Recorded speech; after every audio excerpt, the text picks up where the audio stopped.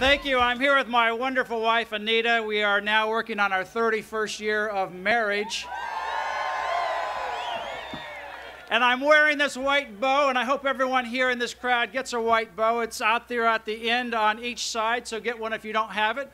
It symbolizes the gift of God, that marriage is the union of a man and a woman, from which children are born in the image of God, and provides the best family unit for raising young boys and young girls.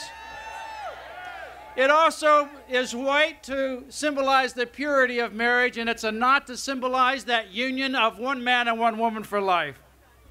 In 2009, a group of individuals inspired by the late Chuck Colson got together and penned a document called the Manhattan Declaration. At the end of that document, it ends with some of these words: "We will fully and ungrudgingly render to Caesar what is Caesar's, but under no circumstances will we render to Caesar what is God's."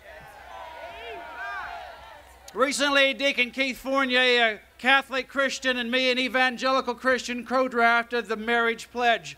And on that marriage pledge, Orthodox Christians, Catholic Christians, evangelical Christians, Jewish individuals from around the country have signed on to this, saying that although we may have theological differences on certain issues here and there, one thing in which we are unified is on the issue of marriage, and it is the union of one man and one woman.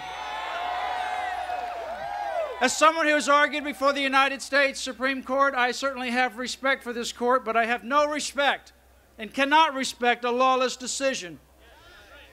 This court has not always been right on the issue of marriage. In the 1800s, it issued the infamous Dred Scott decision, and Justice Taney said, "Sorry, Dred, no rights for you here at this high court," because they said blacks were inferior human beings. How racist and bigoted was that, and how contrary to the natural law of God is that decision. It is no decision worth respecting today, and it was no decision worth respecting then. And in 1927, the famous Oliver Wendell Holmes wrote the infamous words, "3 generations of imbeciles are enough," saying to Carrie Buck, "The Commonwealth of Virginia can forcibly sterilize you to get rid of your population because you have low IQ." That was a racist, bigoted decision. It flies in the face of the dignity of every person created in the image of God. No one will defend it now, and no one should have defended it then.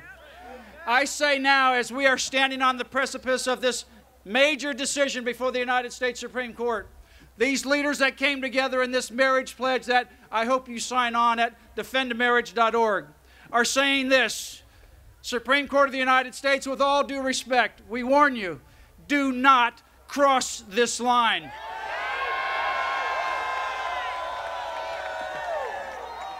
And as much as I'm an attorney and I respect the rule of law, I also respect the higher law. And when an earthly law collides with the higher law, we have no choice to obey the higher law.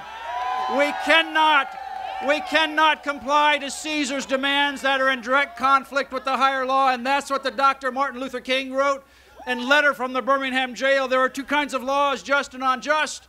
You have to obey the just laws, but the unjust laws are no laws at all, and we cannot obey those. Marriage is the union of a man and a woman. As a policy matter, any other union says that God's design is flawed. As a policy matter, any other union says that boys don't need fathers and girls don't need mothers. And we know that God's creation, the divine architect that infused it into the natural created order, knows what's best for the family. Children need mothers and fathers. This United States Supreme Court, nor any governmental entity, does not have the authority to redefine God's natural created order of marriage. The marriage pledge ends with some of these words: "We stand together in defense of marriage. Make no mistake about our resolve. While there are many things we can endure, redefining marriage is so fundamental to the natural order and the common good that this is the line we must draw, and one we cannot and will not cross." May God bless this country.